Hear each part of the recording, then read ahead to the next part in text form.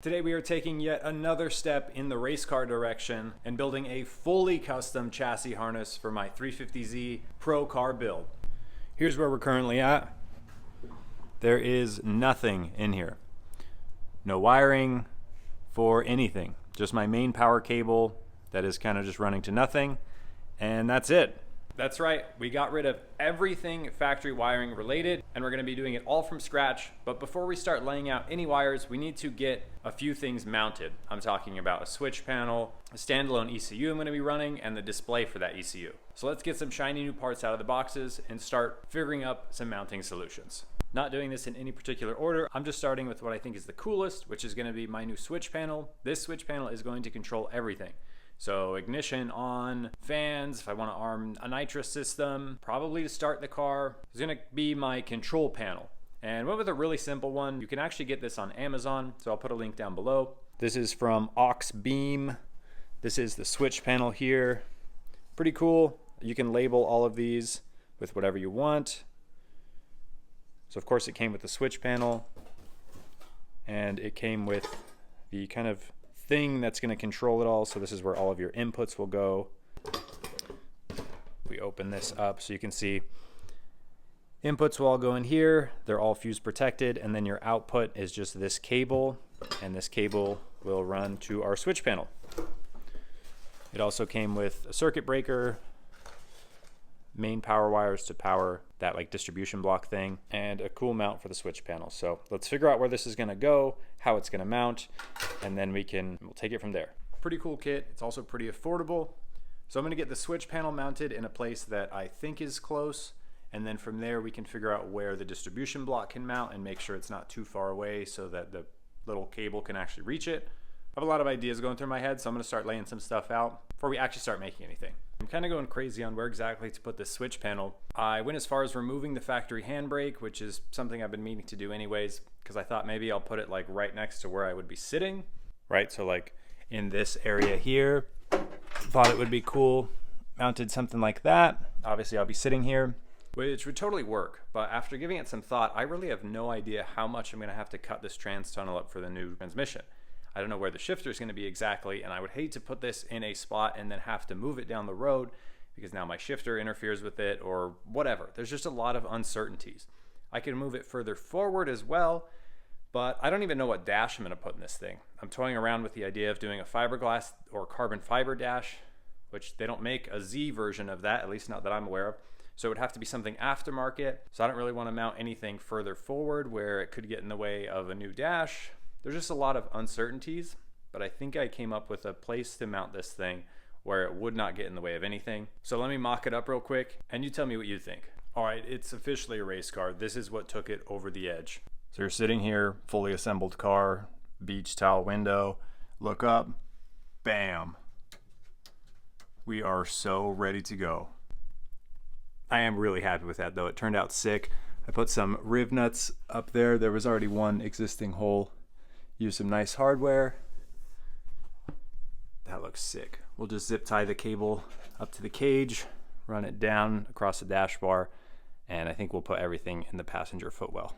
Okay, this is taking kind of a long time because I really have to think everything out and kind of think a few steps ahead, but I'm getting there. At least I have a vision. So let me show you what I'm thinking. So as I said earlier, I want to mount everything in the passenger footwell area, which is this area here. But we've only got so much width to play with. So from here to here is about 15 inches from the trans tunnel to where the cage is at. The reason that's important is because I want to make a plate where everything can mount to, so it's not just like mounted to the floor or just kind of thrown in there. So I'm going to do one single plate that I can mount the ECU on, the controller for that switch panel. I'm going to have a relay and a couple of other little things all on one area. So it's all just kind of safe in one spot and all mounted to one thing. Excuse the disaster, but this is what I'm working with so far. So this is just a piece of 16 gauge sheet metal.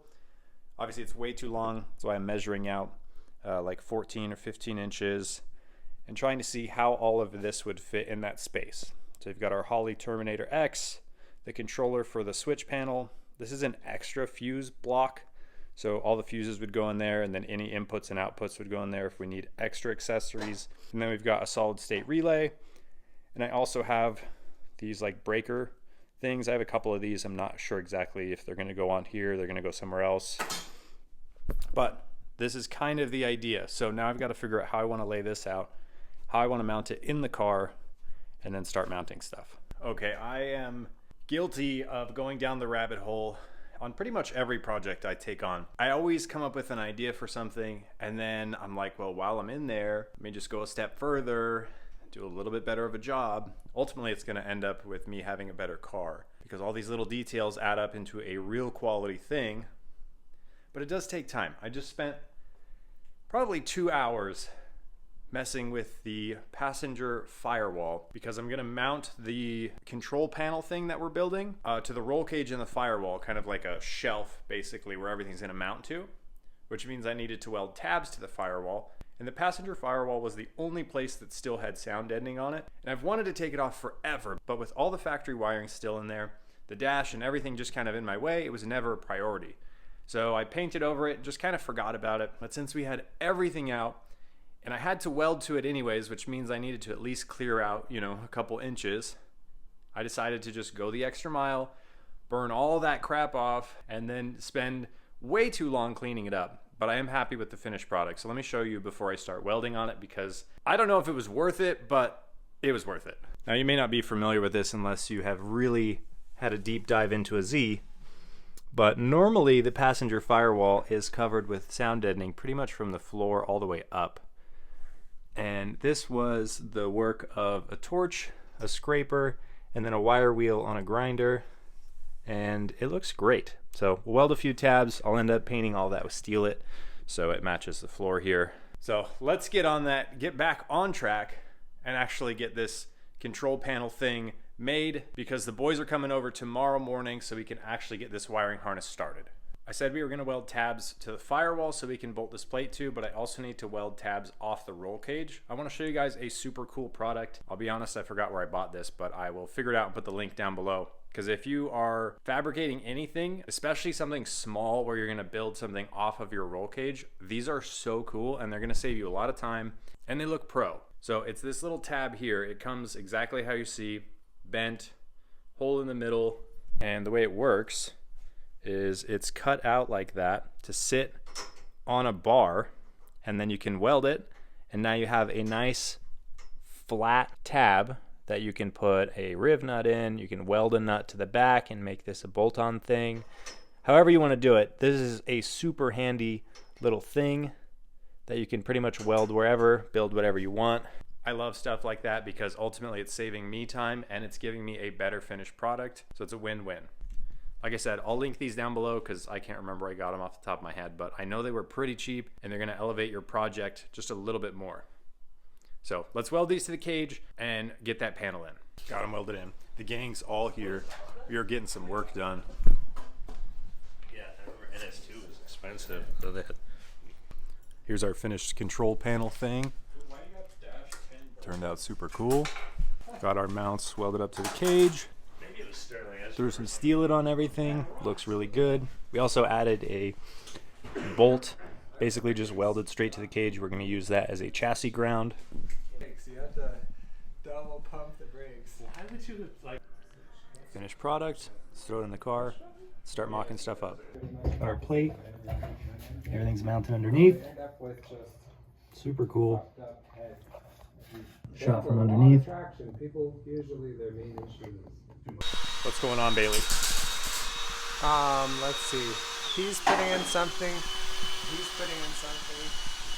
You're recording. I was just gonna get like some water.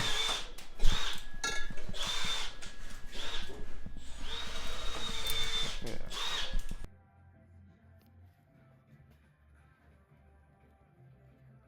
So we're making a jumper that goes in between his solid state relay to his interior cutoff switch. And we're going to be using this hydraulic battery lug crimper. Put it in and you squeeze the trigger. Make sure it's clocked correctly.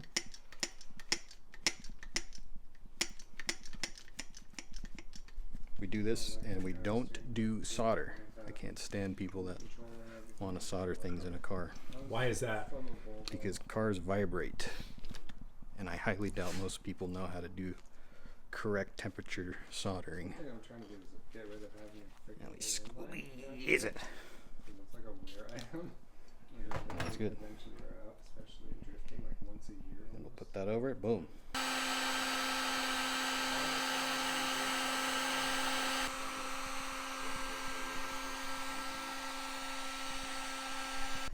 So while Nate's working on the chassis harness, he's starting with the main power, and then we're going to build off of that. I decided to jump on mounting the Holley display. We're just using the little one. This is just a case, but I have the factory gauge cluster. This is where the factory Z gauge cluster mounts to the column. I'm going to cut this up, mount the Holley to this, and then this will mount to the column, so it'll be in kind of a factory location, and I won't have to make this complicated bracket. Okay, here's that all done. So as you can see, I just cut this bracket up. I riveted the Holley display case straight to the bracket. Now we can bolt this to the car, and the display will just slip right in, and it'll be right in the factory location. Now I will say I really wanted the super baller Holley digital display, the real big one, but it was like an extra $1,000, and that just wasn't in the budget right now. Maybe in the future, but for now this will definitely get the job done. It's going to give me all the basic safety parameters that you need to know when running a car, and getting this thing running is the top priority. But let me show you what this looks like actually installed, because I'm pretty stoked with how it turned out, considering I was just reusing a factory piece. It may not be the big cool display, but I am really happy with how this turned out. Pretty happy with that. In a perfect location. Looks good. It's solid in there, and if I do ever need to get access to this, I can still just slip it out. That's just how this little plastic thing was designed. One more little detail checked off the list. All right, we have been working. Like I was saying, Nate's focusing on the main power. We're going to do that before we start running everything else. This guy's starting to take shape, so we added this little bar here, so we're going to have main power coming in, and then from there we can have smaller wires running power to whatever we need. ECU's mounted. We took the wiring back out, but we mapped out the engine harness for where this is going to go. You can see inside, I just got a little plate there. That's going to be our main kind of like switch, because we took the key off the column, and we have our emergency cutoff. This is FD mandated. I'll put the part number down below if you're curious what you need in an FD rulebook. So that's our safety cutoff. Welded up there on the cage. I'm just gonna do some of the routing while it's out of the car. So we can make it look nicer. What did you add? What is this red thing? It's just a bus bar. It'll make things a little bit cleaner. Didn't really need it, but it will make it a bit easier to wire and diagnose if there's failures. There's some wires on the board. Tell us about it, Nate. Okay, main wire coming in here. It then gets separated. This is going to be his switch panel.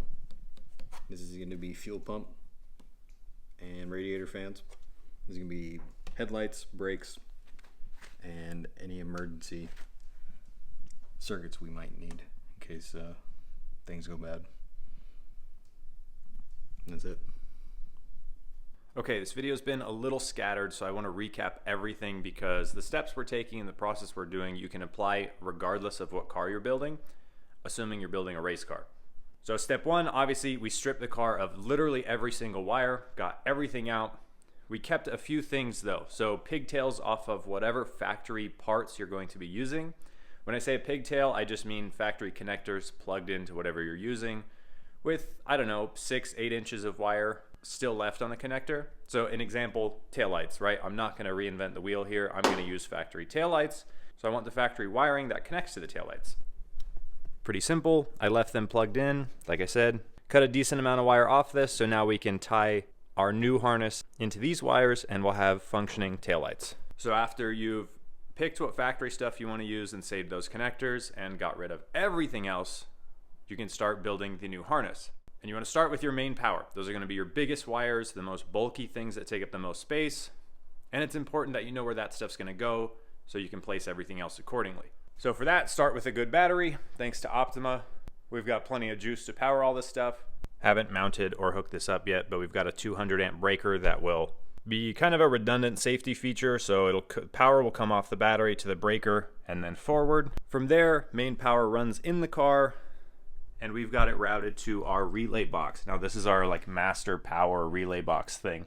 And from here, we're gonna send power straight to the alternator. We'll wire that later. And then it goes across the relay box and to our kill switch. And as it goes across, these little wires here are what's gonna go to our FD kill switch. So we don't need huge battery cables running to that switch. We just need those little cables, which is why we're using that relay in the first place. And then from the other side of the relay, we've got a power wire going up to our internal kill switch. This is going to be acting as our key on and off. So I want to turn the car off, just flip the switch. When I'm ready to start it back up, turn it back on, since we don't have a key on the column anymore. So power in through the box to the switch, and then out of the switch, it will go to our control panel. Now you guys saw Nate wiring up the control panel before, but we will have main power coming in off of our kill switch to that red bus bar. You can barely see it's tucked way up here. And all this does is splits power from the main one coming in to everything else. And what this does is gives us the ability to run a little bit smaller gauge of wire and run it all to one spot instead of running like 6 wires off of the kill switch. It would be really ugly, really messy. So this allows us to keep all the wires on this panel, keep them nice and organized. And like Nate said, it'll be easier to diagnose if we have issues. And we can also use this main power source as like power if we just need to quickly test something, quickly jump something. So really trying to think ahead on this. So that's our power source coming in, powering everything we need. So we've got our little control box for our switch panel that's mounted up on the roof. We've got our extra fuse box. Now we'll use this to power anything that doesn't need a switch on and off. So different accessories, things like that. And then we've got our big relay box. This is going to power accessories that require a bit more power. So big radiator fans, fuel pump, things like that. And then of course the circuit breaker, this came with the switch panel thing just to protect this in case anything goes crazy. And then it's an easy little reset right there. Thankfully, we don't really have to do anything with the Holley ECU. Although I will say when we mounted this to this plate, I did put a small rubber mat underneath the ECU just to kind of help isolate it and not have it solid mounted to the metal plate. So if you are mounting an ECU to a metal plate or the floor or anything like that, you want to isolate it just a little bit to better protect it from vibrations and things like that. And then from the ECU, we will run the engine harness straight out the firewall to the engine. Holley made that super easy. You just plug the main harness into the ECU, and they have a plug and play harness for the LS. So that makes things super simple. We don't really have to worry about anything engine related. But that's pretty much it. We still have to wire in taillights, headlights, radiator fans, a couple of other little things, but ultimately that's just running wires, attaching some connectors, and plugging it in. Super simple. The hard part really is figuring out where everything's going to go, how it's going to mount, how you're going to route all the big wires, because that stuff takes up space, and it honestly takes a lot of time planning everything and trying to do so in a way that makes sense. I think that's what took me the longest, was trying to figure out how to get everything mounted to that plate in a way that I know would work, and then also figuring out how to mount the plate to the car. So take your time when it comes to that, because really it will pay off in the future. If you do it right when it comes to working on this car, it's going to be so easy. And if we have to diagnose any wiring problems, we only have one place to look. Just going to make my life way easier because I know where everything's at. I know how it's all routed, and it's all as simple as could be. So hopefully this helps some of you guys. I know we didn't build the whole harness start to finish, and that's because I still have a bunch of stuff to mock up. Like, we don't even have an engine, so how can I do radiator fans? And hopefully you understand that part of it. But like I said, that's the main work. If you can do that, the rest of it's super simple. Running some wires to headlights, crimping on some connectors, and you're set. This is the hard part though. Get this right and the rest will be easy. So hopefully you guys learned something. Drop a comment down below. Let me know what you think. For now, I've got to get back to work because we still have a lot to do. And time is ticking away. It's almost the end of January, which means we now only have 1 full month to get this thing together before Hot Potato Fest. So maybe wish me some luck in the comments too. Anyways, guys, that's a wrap. Thank you for watching. Give this video a thumbs up, and of course, catch you in the next one.